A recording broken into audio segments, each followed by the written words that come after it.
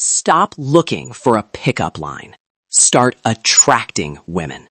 If you are currently a woman's best friend, you are not being a good man. You are the man she uses to pass the time until she finds the man she actually desires. Most men hear this and feel a sting in their chest. They want to argue. They want to explain how their connection is different. If that is you, leave now. You are not ready for the throne.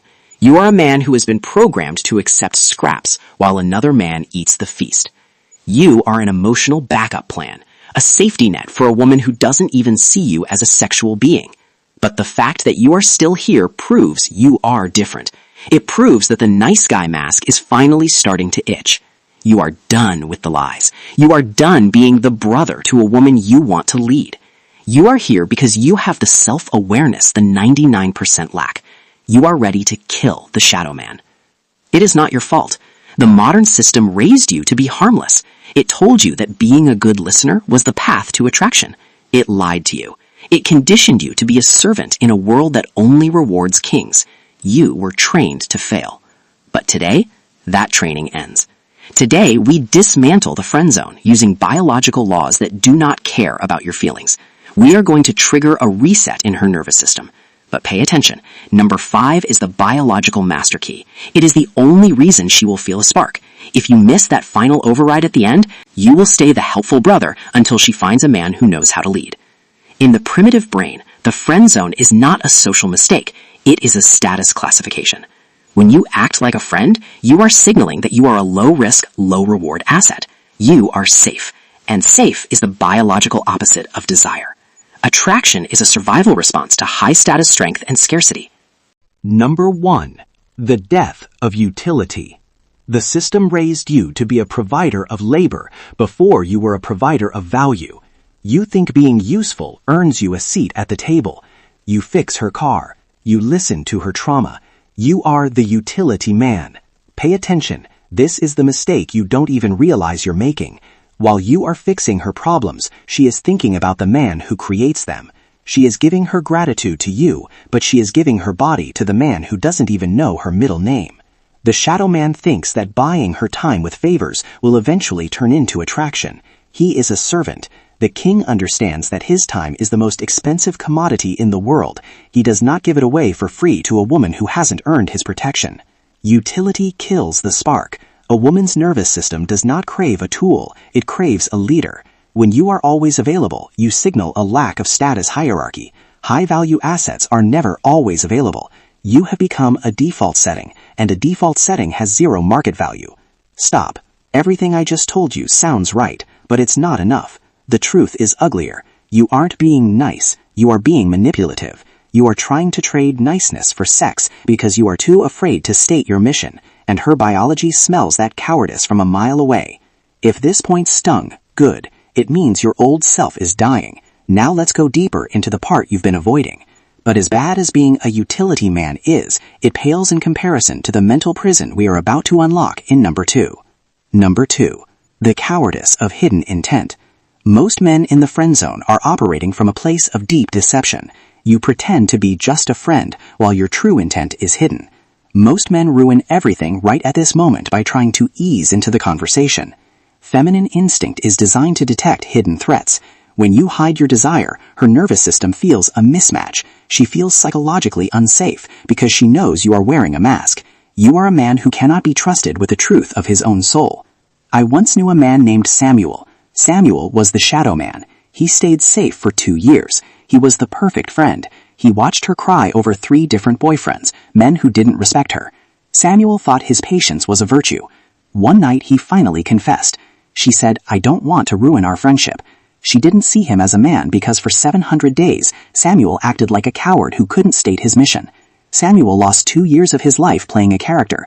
While he was being patient, she was being pursued by men who had the balls to be honest. Samuel wasn't rejected. He was disrespected. The shadow man waits for the right time to speak. The king creates the right time by refusing to play a role that doesn't serve his kingdom. If you are currently Samuel, you are running out of time. Your silence is your tombstone. This connects back to the utility trap from earlier. If you are useful and silent, you are a servant. But number 3 is where we actually start to build the throne. Number 3. Polarity through friction. Attraction is a result of friction, not agreement. The system taught you to avoid conflict to keep the peace, but peace is the graveyard of desire. This connects back to the approval trap we discussed in point 1. The reason you keep saying yes to her is that you are afraid of the friction. But without friction, there is no heat. Without heat, there is no spark. This is the part nobody wants to admit. Conflict is the highest form of intimacy. A woman's nervous system is constantly testing the frame of the men around her. If your frame is made of glass, she will break it. Not because she is mean, but because she needs to know if you are strong enough to protect her. If you collapse at the first sign of an argument, you have failed the test. When you agree with everything she says, you aren't being supportive, you are being a ghost, and she will never feel the weight of a ghost. Let me say something most men can't handle. The friend zone isn't your problem, it's the symptom. The real problem is that you are an approval junkie who is terrified of a woman's no. Start standing your ground or prepare to be walked on forever. The choice is yours. Now that we have established friction, we must introduce the most powerful drug in the human brain, scarcity. Number 4. The scarcity of presence. The average man orbits a woman's life like a satellite. His life pauses when she texts. Pay attention. This mistake is invisible to the average eye. The shadow man waits for a text back. The king is too busy building a legacy to even notice the phone. I knew another man named David. David escaped the friend zone by doing one simple thing. He stopped calling. He didn't announce it. He just disappeared into his mission. He started building his business and training his body. When they met again, he was a different animal. He didn't ask her for permission to exist. He had value to the group outside of her. David didn't just stop being useful like we saw in point 1. He became scarce. He shifted from an infinite resource to a limited one.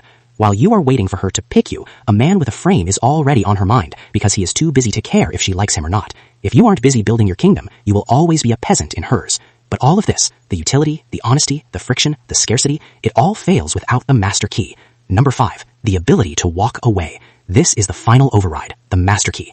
This connects back to the nice guy mask from the beginning. The reason you wear that mask is that you are terrified of losing the closeness, but that closeness is a cage.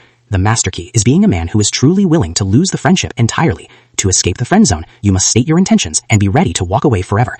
I am not interested in being your friend. I want more. If you don't feel the same, that's fine, but I can't be in your life like this. The 99% of men will never do this. They are hostages, and a woman can never desire a hostage. She can only desire a man who is free. Wait, you think this is a negotiation. It's not. It's a declaration. If you say these words hoping she says yes, you have already lost. You must mean it. You must be willing to let her go to find the version of yourself that doesn't need her. If you cannot walk away, you cannot lead. Period. The biological master key is identity sovereignty. It is the absolute knowledge that your mission is more important than any one woman's approval. Points 1 through 4 are just tactics. Point 5 is the soul. A man who does not fear loss is the only man a woman can truly respect. Her nervous system is wired to respond to the man who can survive without her. Imagine yourself 6 months from now. You are no longer the nice guy waiting for a reply. You have rebuilt your body. You have sharpened your mission. You have walked away from the people who treat your time as a commodity. Other women notice the shift in your energy. They see a man who is grounded, dangerous, and calm. You are no longer the friend. You are the king. Your life is too short to be a side character. You are born to build a kingdom, to leave a lineage, and to master your own presence. The pain of walking away is a small price for the glory of your throne. Stop being a shoulder to cry on and start being a man worth following. Build your kingdom, reclaim your frame, master your presence.